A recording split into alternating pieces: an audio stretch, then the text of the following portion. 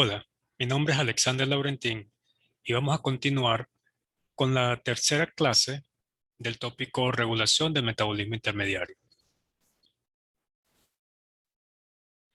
En esta clase vamos a ver diversos aspectos generales de la regulación de las rutas metabólicas.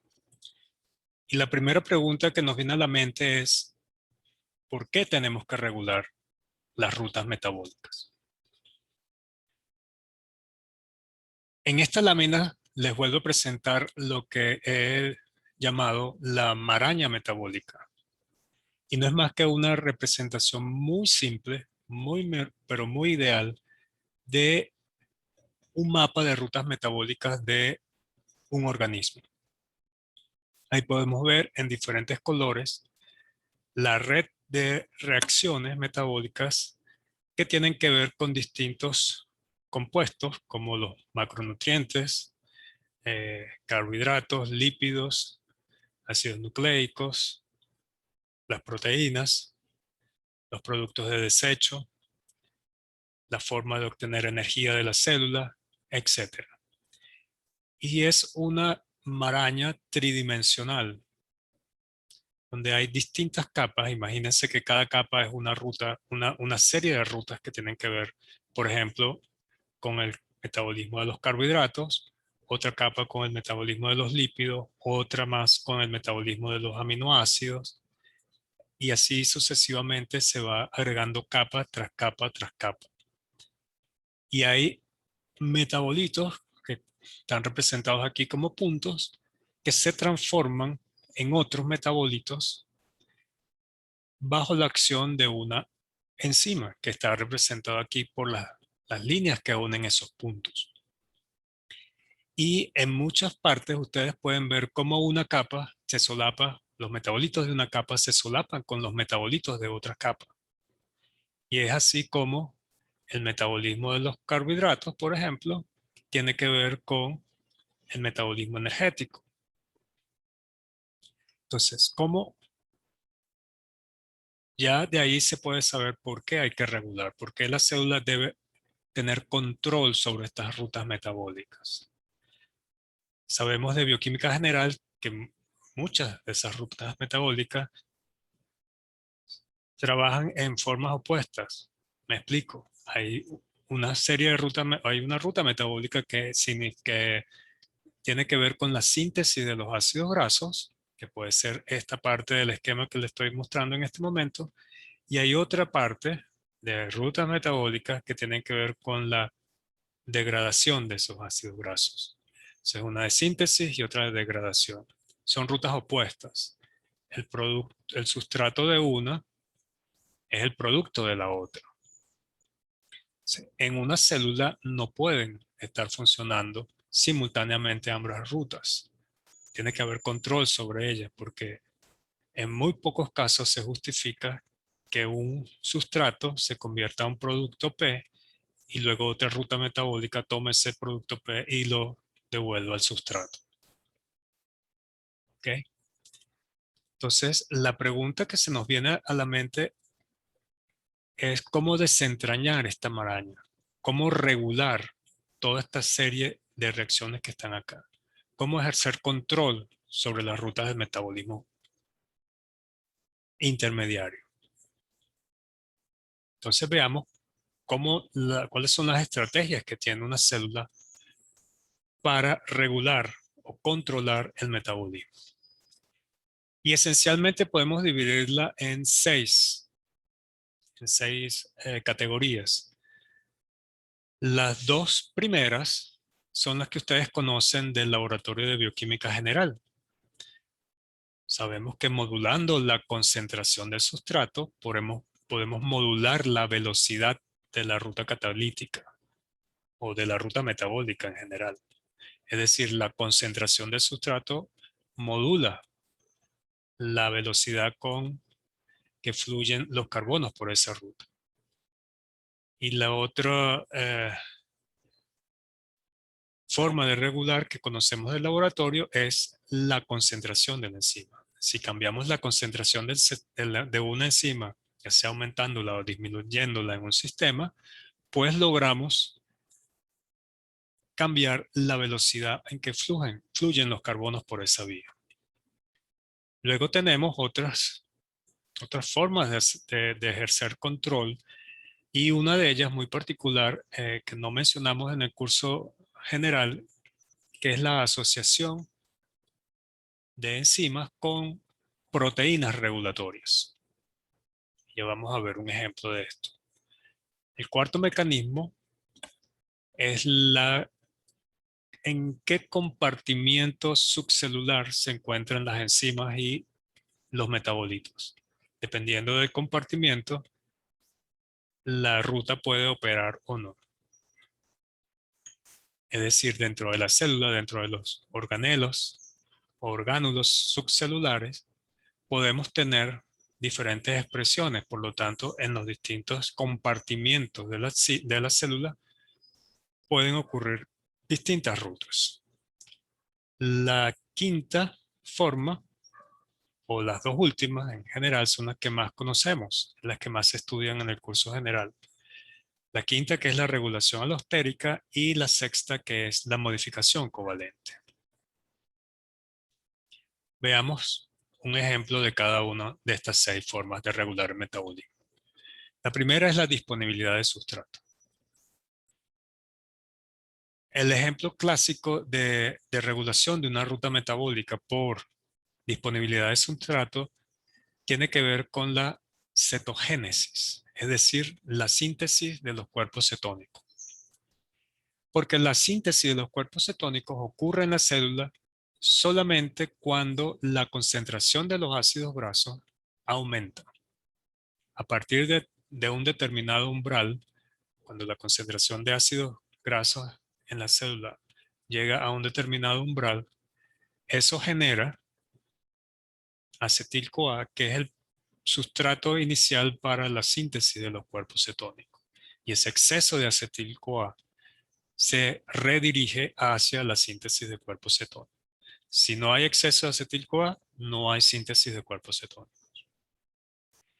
El otro ejemplo tiene que ver con la síntesis de los triacilgliceroles, el ensamblaje que ocurre de los ácidos grasos al unirse al glicerol y formar los triacilgliceroles, o la grasa neutra que acumulamos en el tejido adiposo. Y esto viene determinado por la concentración de glucosa que hay dentro del adipocito, es decir, de la célula que compone el tejido adiposo. A medida que hay mayor concentración de glucosa dentro del adipocito, la glucosa sigue la vía glucolítica o la primera fase de la vía glucolítica hasta la triosa fosfato, y de allí la dihidroxiacetona fosfato se desvía hacia la síntesis de glicerol 3-fosfato. Y glicerol 3-fosfato es el precursor de la síntesis de los triacilgliceroles. Es al glicerol 3-fosfato el sustrato activado para que se comiencen a esterificar los 3 ácidos grasos al glicerol. Entonces, la síntesis de los triacilgliceroles en los adipocitos, no en el hígado, sino en los adipocitos, depende de la concentración, del aumento en la concentración de glicerol 3-fosfato, y este a su vez depende de la disponibilidad y concentración de glucosa en ese tejido adiposo. Entonces vemos que con estos dos ejemplos que el que el sustrato esté disponible en una ruta metabólica ejerce regulación, ejerce control sobre esa ruta. Mientras mayor sustrato, mayor es el flujo por esa ruta. Mientras menor sustrato, menor es el flujo por esa ruta. Pero esa regulación no es suficiente. El segundo punto es que tal vez uno de los más importantes y más complejos de la regulación del control de rutas metabólicas en una enzima tiene que ver con la concentración de la enzima. En un tubo de ensayo es fácil hacerlo, uno coloca mayor o menor concentración de la enzima, pero aquí estamos hablando de un sistema celular. Entonces, ¿cómo logra la célula cambiar la concentración de la enzima? Es un proceso que tiene múltiples aristas. Y una de ellas es que todas las células, todas las enzimas que tenemos en los tejidos tienen un tiempo de vida media. ¿Ok? Uno puede calcularle un tiempo de vida media que es, en promedio, el tiempo que va a durar la enzima funcionando. Pasado ese tiempo, comienzan a ocurrir una serie de procesos que tienen que ver con la degradación de las proteínas. Las proteínas son marcadas y llevadas a un mecanismo que también es proteico, que permite la degradación, la identificación y degradación de esas proteínas, la liberación de esos aminoácidos hacia el fondo de aminoácidos y el uso de esos mismos aminoácidos para la resíntesis de esas proteínas que se acaban de eliminar. Es decir, el recambio. Lo que en bioquímica general hablábamos de el recambio proteico. Ese recambio proteico ocurre cuando se llega al final de la vida útil de la enzima y dependiendo de la enzima y dependiendo de los tejidos, ese tiempo de vida media es distinto y va desde unos minutos hasta varios días. En esta tabla se muestran distintas enzimas. Las cinco primeras son del tejido hepático y las tres últimas son del músculo esquelético. Y fíjense, por nombrarles algunas enzimas que hemos visto en el curso general, la tercera, la fosfenolpiruvato carboxiquinasa, que es una de las primeras enzimas de la ruta de la gluconeogénesis hepática, tiene un tiempo de vida media de horas, de 5 horas aproximadamente. La glucoquinasa, que es la primera enzima, sí, perdón, la enzima que cataliza la primera reacción de la glucólisis en el hígado, tiene un tiempo de vida media del doble, mucho más allá del doble, 12 horas. En el caso del músculo esquelético, la lactato deshidrogenasa, que la conocemos también del curso general, tiene un tiempo de vida media de 144 horas, que eso equivale a 6 días, casi una semana. Las enzimas que tienen un recambio proteico, un tiempo de vida media corto, ustedes se podrán preguntar, bueno, ¿no es más costoso para la célula ese recambio, ese tiempo de vida media tan corto de una enzima? Fíjense, esta dura menos de 2 horas, unos cuantos minutos. O sea, se fabrica, funciona por unos minutos, se destruye, se vuelve a fabricar, funciona unos minutos, se destruye y así está en ese constante recambio. Eso implica energía, no solamente energía para degradarla, sino energía para sintetizarla, como ustedes ya lo saben. Pero ese costo energético para las células se compensa por el hecho de que las enzimas que tienen una vida media corta son mucho más rápidas de ser moduladas su concentración a través de estos mecanismos de inducción y represión que vamos a ver a continuación. ¿Okay? Y aquí tenemos el esquema general de esos sistemas. Aquí tenemos la enzima. Este cuadrito de acá nos implica la concentración de la enzima. Entonces, fíjense las múltiples aristas que estamos viendo acá. ¿Cómo puedo yo aumentar o cómo la célula puede aumentar la concentración de esta enzima? Bueno, una forma de hacerlo es aumentando la transcripción, aumentando la velocidad con que el ADN se transcribe al mensajero, a la ARN mensajero. Esa es una forma por la cual yo logro aumentar la concentración de la enzima. Modulando la velocidad de la transcripción, aumentándola, logro aumentar la concentración de la enzima. Pero también puedo aumentar la velocidad con que se traduce ese mensajero hacia la enzima. Eso también surte el mismo efecto. Ahora bien, si yo aumento la degradación de el ARN mensajero, que también como molécula útil, activa, tiene un tiempo de vida medio, Si yo aumento su recambio, su destrucción, entonces disminuyo la concentración de la enzima, porque ahora menos mensajeros se van a traducir para formar la enzima.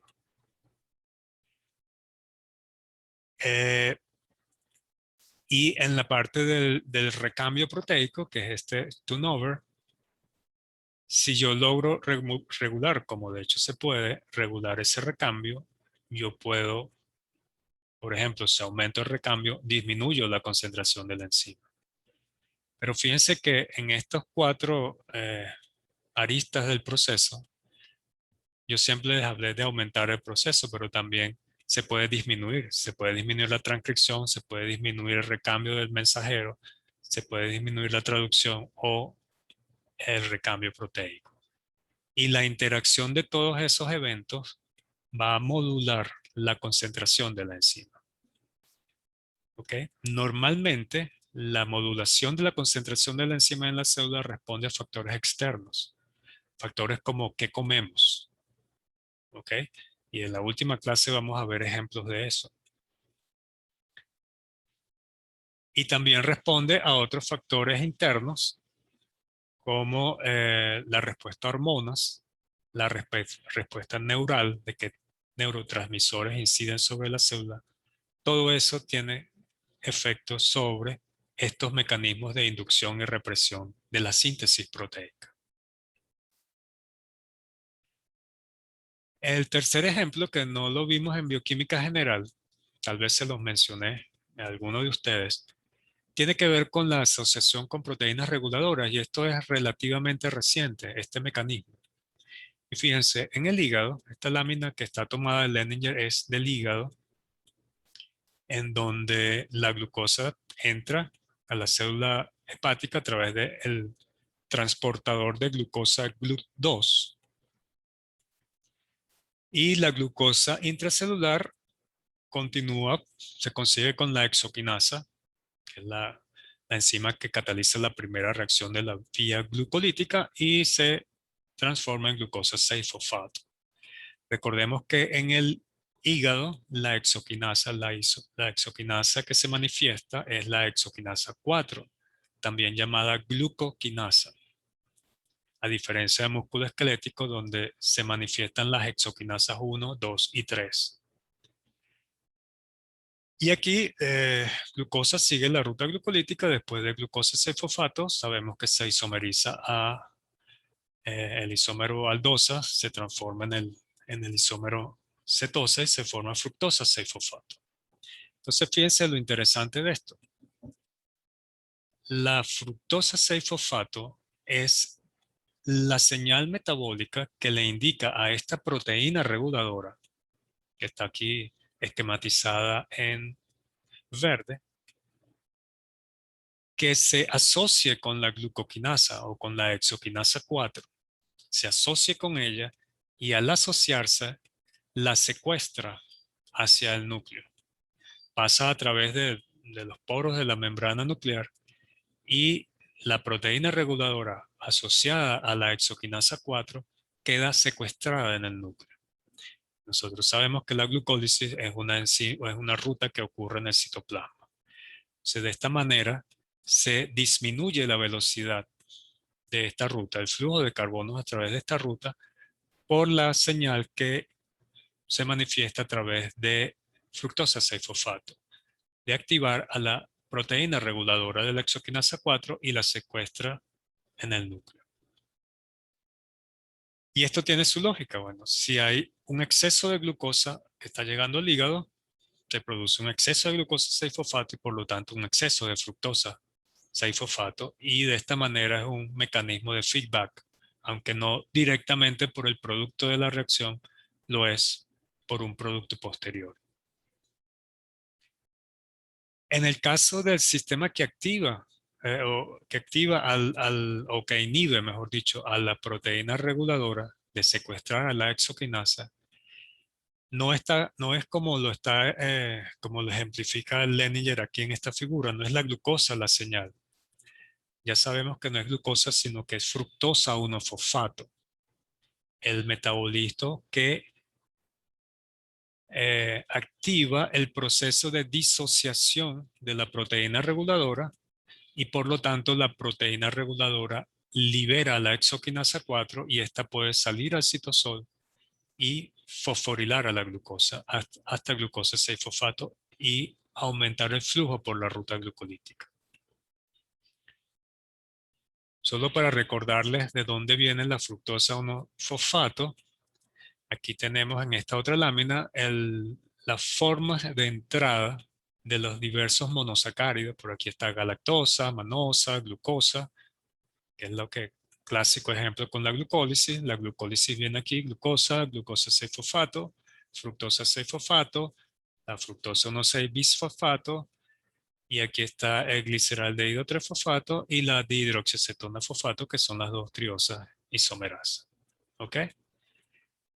La fructosa 1-fosfato se forma por la entrada ya sea de fructosa directamente, porque comemos fructosa, pero en nuestra dieta es principalmente debido a la sacarosa. Recordemos que la sacarosa es un dímero que está, o un disacárido, perdón, que está conformado por una molécula de glucosa y una de fructosa. Entonces, en el intestino delgado tenemos la enzima que hidroliza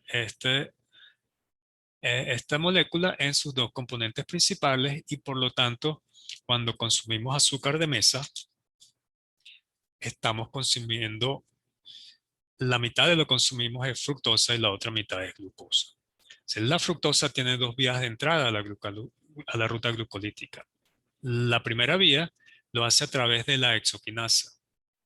La misma exoquinasa que fosforila la glucosa a glucosa 6-fosfato es capaz de fosforilar la fructosa a fructosa 6-fosfato.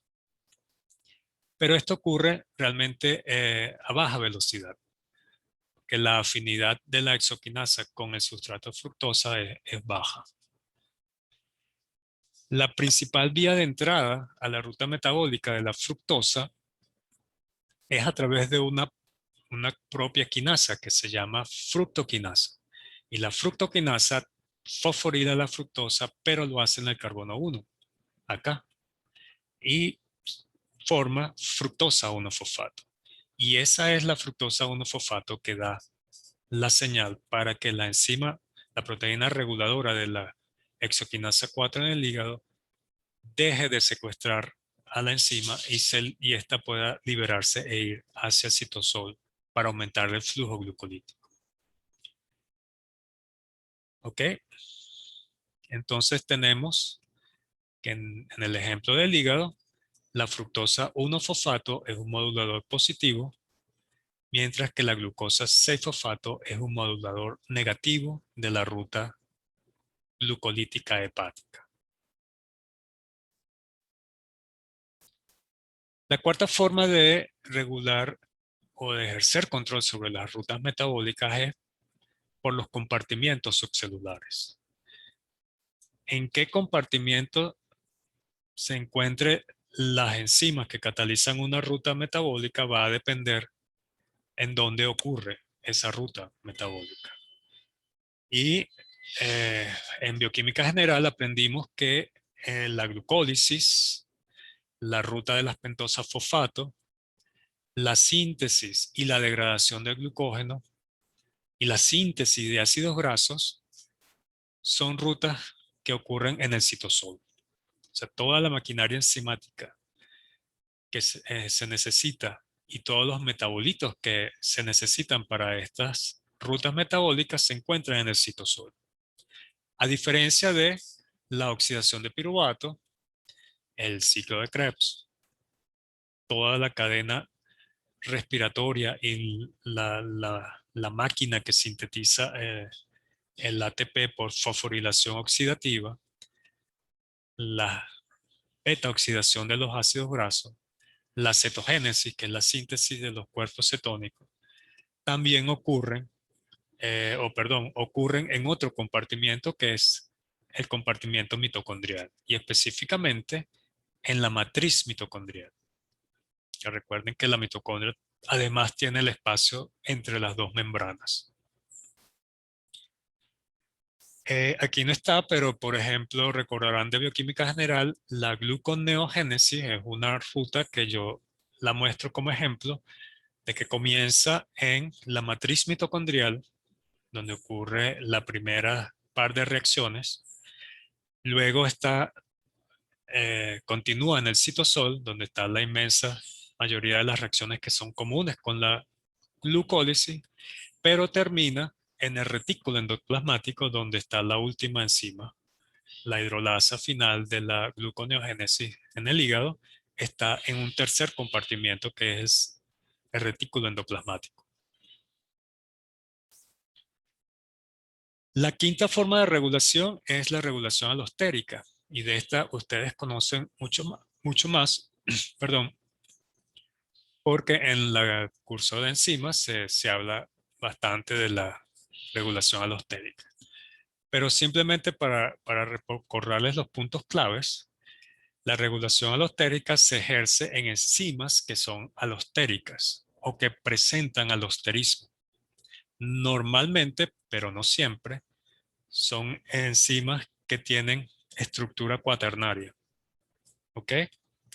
Y los cambios en alguno de sus protómeros, cambios conformacionales, porque se une un efector a él, se traducen a los otros protómeros y ocurre el fenómeno de cooperatividad. Y eso puede aumentar grandemente o disminuir grandemente la actividad catalítica de estas proteínas. Entonces tenemos efectores o moduladores, como lo muestra en la lámina, el M es de modulador, positivos y negativos. Y tengan siempre en mente que la regulación alostérica es un efecto agudo. Ejerce control segundo a segundo. A medida que aumenta el modulador o que disminuye el modulador, la concentración del modulador, se está finamente cambiando la velocidad de catálisis de la enzima y por lo tanto, si esa enzima es clave, en una ruta se está cambiando finamente el flujo de carbonos a través de ella.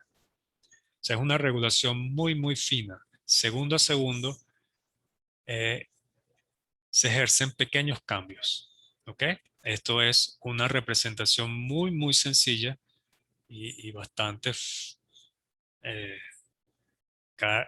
¿cómo se dice? Muy simplista de lo que ocurre al unirse el modulador, si es positivo, en el sitio regulatorio, sitio R de la enzima, pues ahora el sitio catalítico de la enzima es mucho más afín, por ejemplo, al sustrato y eso aumenta la velocidad.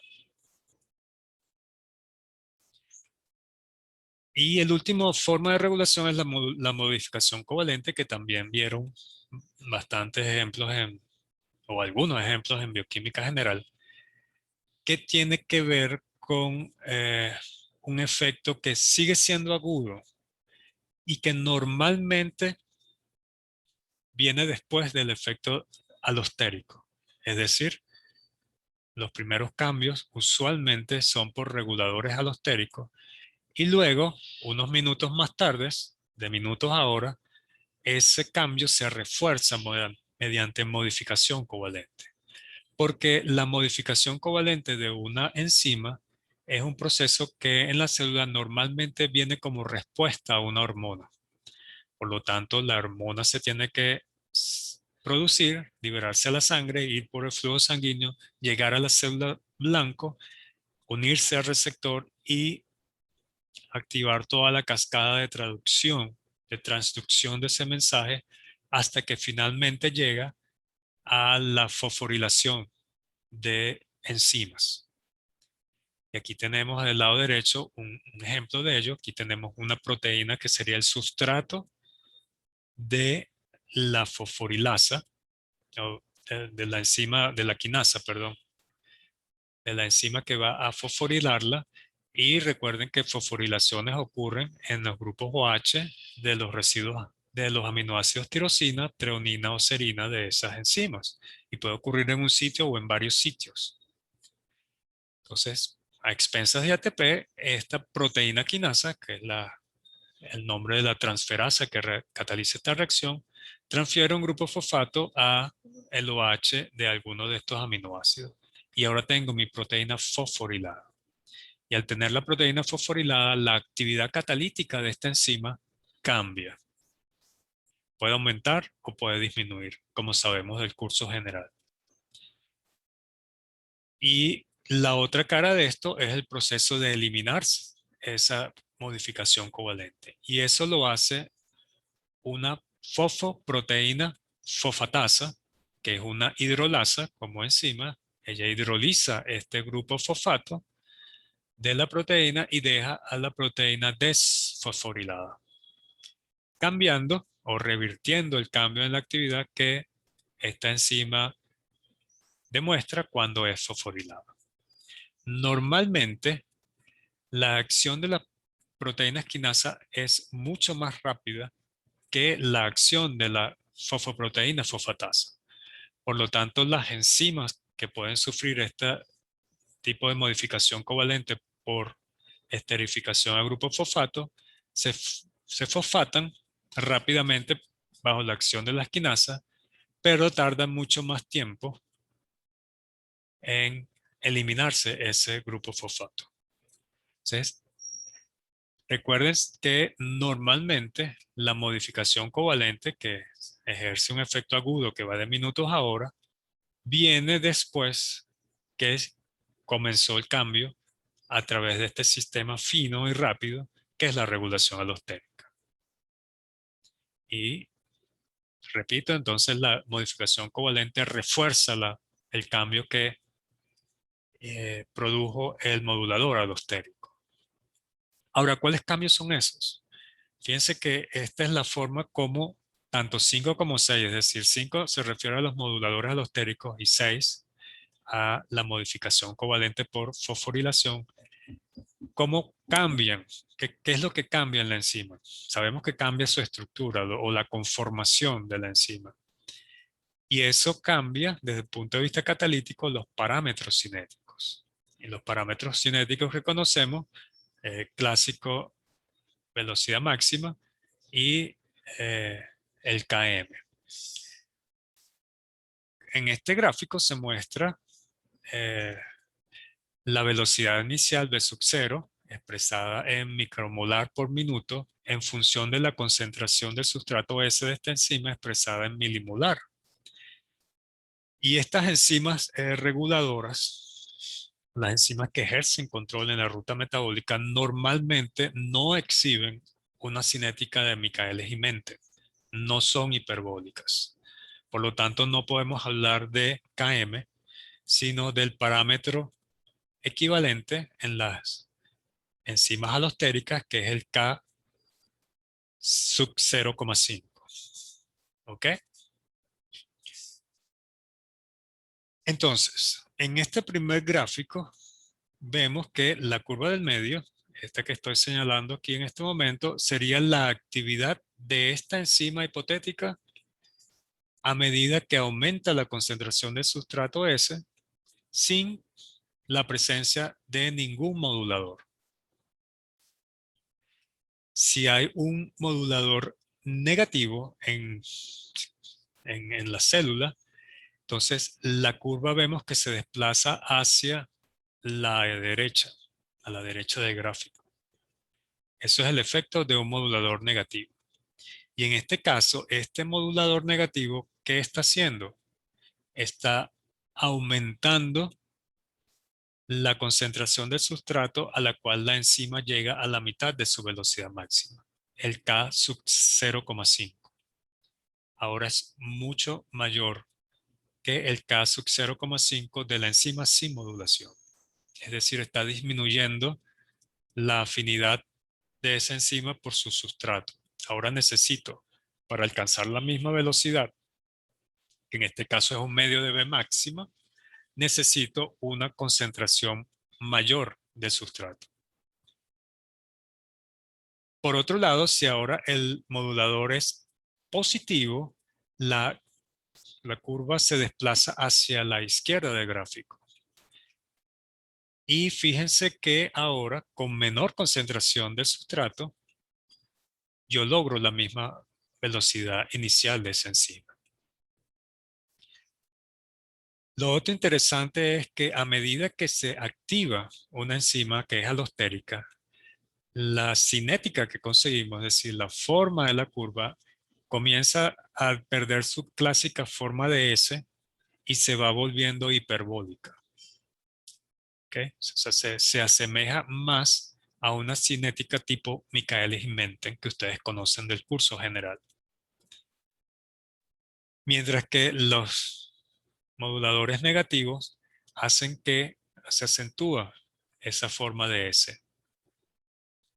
En este otro panel tenemos el mismo gráfico de velocidad inicial en función de la concentración del sustrato y tenemos nuestra enzima sin ningún tipo de modulador que alcanza una velocidad máxima representada por esta línea horizontal aquí de rayitas.